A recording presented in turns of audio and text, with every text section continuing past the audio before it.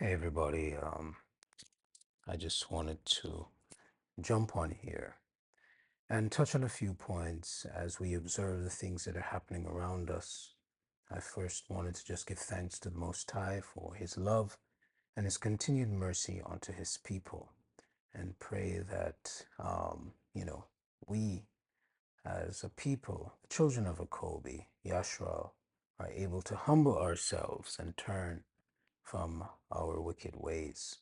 So let's get into it. I just wanted to touch on a couple of things.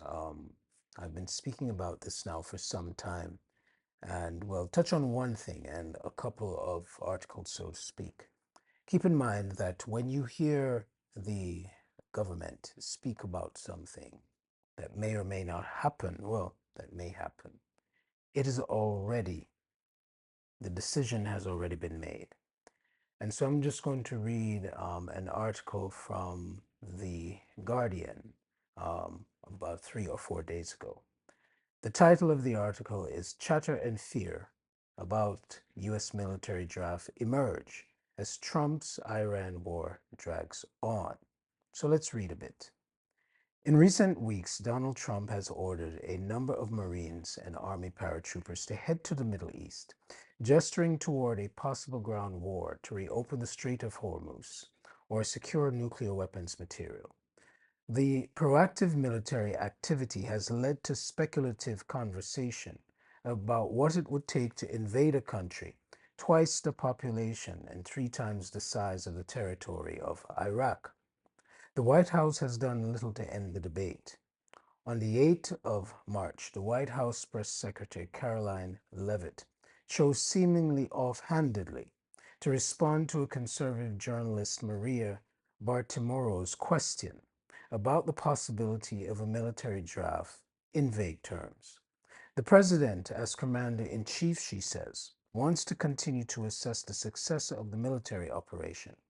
It's not part of the current plan right now, but the president, again, wisely keeps his options on the table, Levitt said on Fox News. There's no greater priority or responsibility to this president than, of course, protecting the American people and protecting our troops. Because her answer was not conclusive, commentary about a draft snowballed from there. News organizations like Task and Purpose, Yahoo, and USA Today ran stories about how a draft would work. Meanwhile, an influence operation by Iranian shill accounts began amplifying commentary critical of the war almost immediately after the first strikes on Iran. Social media took note of a change to the Selective Surface Program instituted in the National Defense Authorization Act that Trump signed in December, which automates registration for selective service, a program through which the government maintains a list of those eligible in case a draft were reinstated. Americans also noticed that the U.S. Army revised its recruitment regulations on the 20th of March, raising the maximum enlistment age to 42 from 35, the scrapping some prior restrictions for those convicted of marijuana offenses or possession. The changes suggested to some that the military had a recruiting problem and that it changed the standards to address that issue. But the Army met its 2025 recruiting goal, according to reports. New soldiers, 61,000 soldiers, 4 months early. I mean, it's a free country.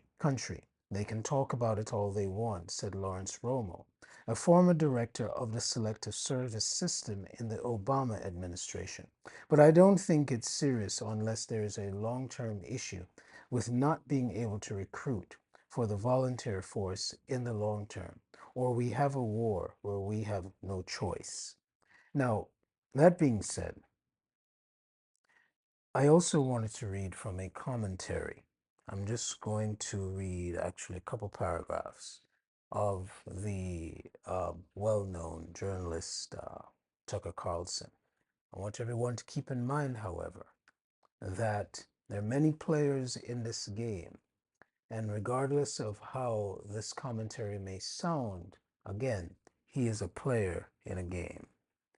So, This is what it reads.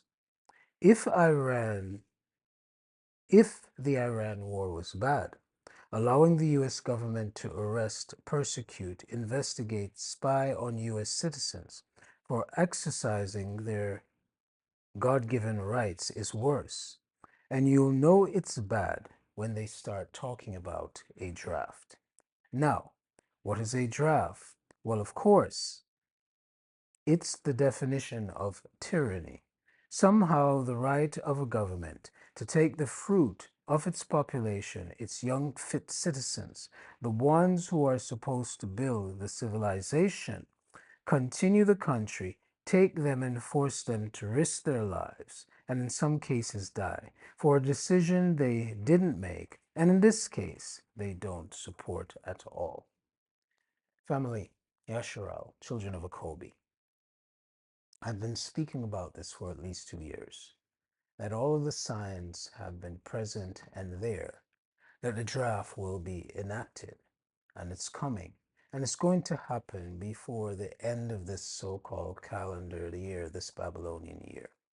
I don't know how else to put it, how much to really plead with all of you to turn back to the Most High, keep His statutes and commandments, listen to what He says we must do at this time, and to know that you have children from the years 18 to 42 that will and can be drafted.